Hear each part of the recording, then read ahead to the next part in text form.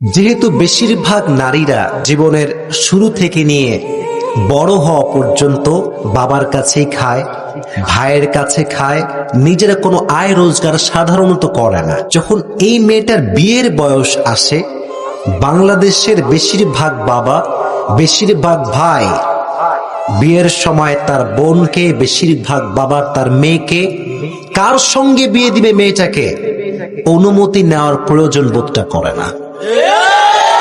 রাস্তায় একখান গাঁজাখোর পছন্দ হয়েছে বাপের, বলে যে এইটাই তোর সঙ্গে পারফেক্ট হবে, এইটারই বিয়ে করতে হবে।